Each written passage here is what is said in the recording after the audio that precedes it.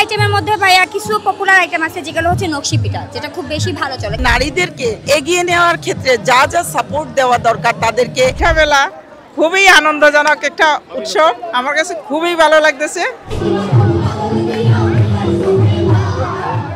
আমাদের পিঠা উৎসবটা প্রতি বছরই আমরা উদযাপন করি অত্যন্ত আনন্দমুখর পরিবেশে, এবং এবারেও তার ব্যতিক্রম নয়। আমরা 2016 থেকে পিঠা উৎসবটার আয়োজন করে আসছি, এবং আমাদের উদ্যোক্তাদের ডিমান্ড অনুযায়ী আমরা এটাকে গত 2 বছর ধরে 2 দিন ব্যাপী করেছি, যে তাদের চাহিদা অনুযায়ী, যে তারা একদিনে সন্তুষ্ট না, এ কারণে।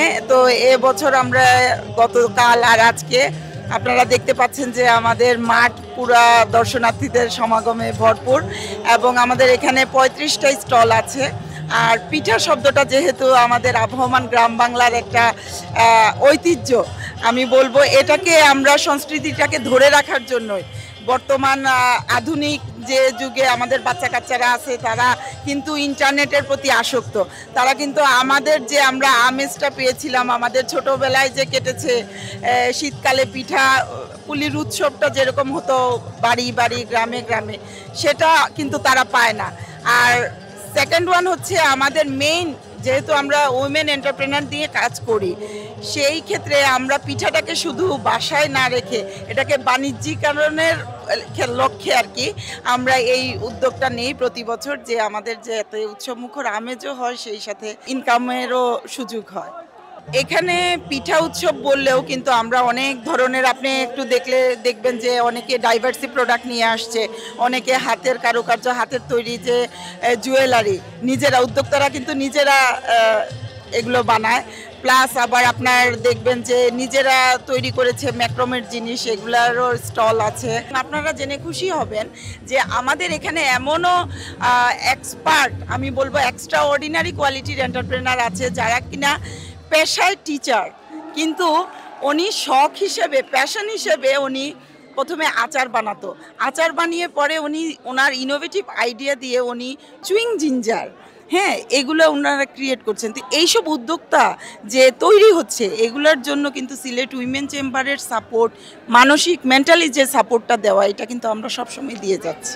বাঙালির একটি ঐতিহ্য পিঠা উৎসব, যেটি প্রতি বছরই সিলেটে উইমেন চেম্বার অ্যান্ড কমার্স আয়োজন করছে। তো আসতে অনেক ভালো লাগে। হরেক রকমের পিঠা রয়েছে, পিঠার পাশাপাশি কিছু ইনোভেটিভ জিনিস দেখা যাচ্ছে যেগুলো তারা নিয়ে আসছেন, ওইগুলো খুব বেশি উপভোগ করা হচ্ছে। পাশাপাশি সাংস্কৃতিক আয়োজনও চমৎকার আছে। এখানে ভাইয়া আমার 40টা আইটেমের মধ্যে ভাইয়া কিছু পপুলার আইটেম আছে যেগুলো হচ্ছে নকশি পিঠা, যেটা খুব বেশি ভালো চলে। কালকে আমার প্রায় 70 পিস এখান থেকে সেল হয়েছে। পাটিসাপটা যেটা হইতেছে ভাইয়া খিরসা দিয়ে করে, অলওয়েজ আম্মু সবসময় খিরসা দিয়ে করে, কখনো সুজিটা ইউজ করি না আমরা ইয়েতে। আর বাকিগুলো ভাইয়া সবগুলো ইউনিক আইটেমই তোলার চেষ্টা করি আর কি। আসলে ভাইয়া প্রাইজিংটা হচ্ছে স্টলের সাজানোর উপর অনেক কিছু ডিপেন্ড করে, যে আপনি কিভাবে স্টল সাজাবেন ওইটা। তারপরে খাবারের কোয়ালিটি কিন্তু অবশ্যই মেনটেন করতে হয়, হাইজিনটা যেটা ওটা মেনটেন করতে হয়। তারপরে কোয়ান্টিটি কয়টা, ওইটার উপরে কিন্তু ডিপেন্ড করে।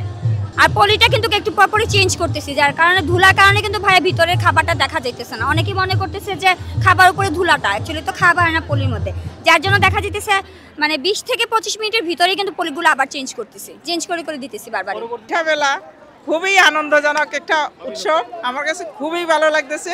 যারা এই আয়োজনটা করেছে তাদের সবাইকে আমি আন্তরিক ধন্যবাদ। বিভিন্ন ধরনের কাপড়, ড্রেস, এগুলো দেখতেও ভালো লাগতেছে, বা আমরা কিনতেও ভালো লাগতেছে, দেখতেছি, খাবো।